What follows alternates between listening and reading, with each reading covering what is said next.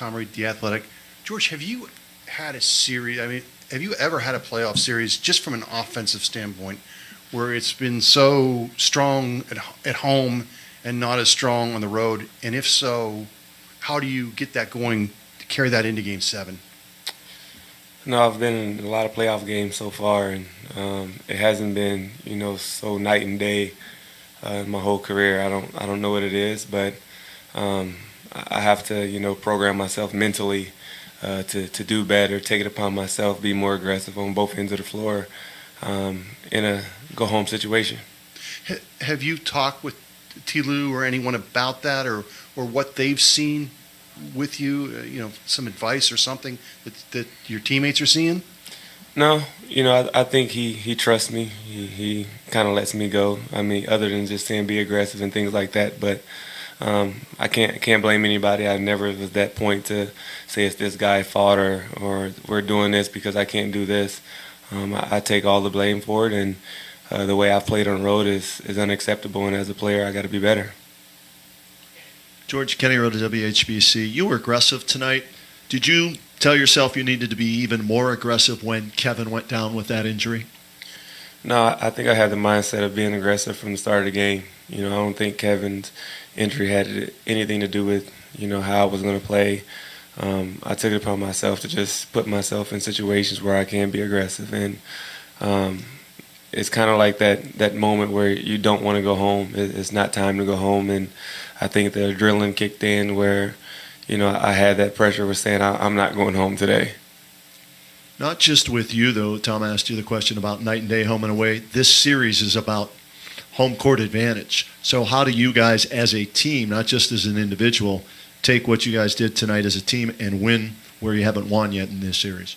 I mean, it's going to be tough. No team's won there in this playoff so far. So we got to try to be the first. We know it's going to be a tough atmosphere and a crazy time, but, we got to focus on just one game. I think if we take that same energy from tip-off that we brought tonight, I think we'll be fine. But we can't go in there and settle. We can't go in there and get back on our heels. We got to go put the pressure on them. George, we've seen you play 2 elimination games now with the Cavs, Game 7 against the Pacers, and then tonight. And in both games, you seem to go to the hole. Like seemed like that was your game plan. Why, when you absolutely have to have it game, why then to go to the rim? I don't know. I think it's just a overall, like I said, mindset. The thing that to say if the jump shot's not falling, be aggressive. I felt like, in last couple games, in Boston, I may settle a little bit for a couple jump shots and things like that, or kind of, went away, and didn't insert myself in the offense and things like that. So just take it upon myself of, trying to be there for my teammates, knowing that my play from last game was unacceptable. So the first thing I did was, just try to get to the basket, get some easy looks. And I think, driving to the basket opens up, the feeling of your game with jump shots going in and things like that. But just the mindset of just attacking early. And then the guys that Ty's relying on, you guys are, other than Jordan and Larry, I guess, you're all veterans. You've been there a bunch of times. So with that in mind, did LeBron have any special message before tonight? Can you share with what he may have said in any huddles or anything like that? I mean, he says what he needs to say. There's nothing out the ordinary. He said just leave it all on the floor, be determined, play hard, and win this game. Just focus on this game to give ourselves a chance, and that's all he said. And I think, every guy, rallied around that and gave ourselves a chance. George, what are these?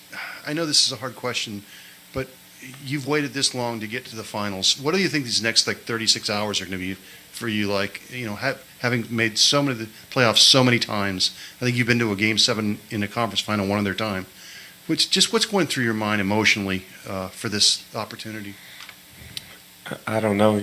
I've been in the whirlwind all season, starting out in SAC and things like that. Didn't think I would get this opportunity. So to get this opportunity, I think is a once in a lifetime. You got to take advantage of it. I have to focus and try to do the same things that I prepared today to take into Sunday. And, it sounds funny, but I had to go find my Chipotle barbacoa.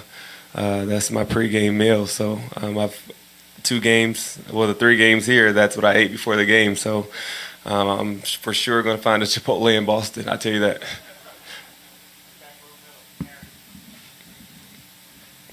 George, Aaron Goldhammer, ESPN Cleveland. What's salsa first on the burrito? No, I just get regular tacos with barbacoa and guacamole. That's it.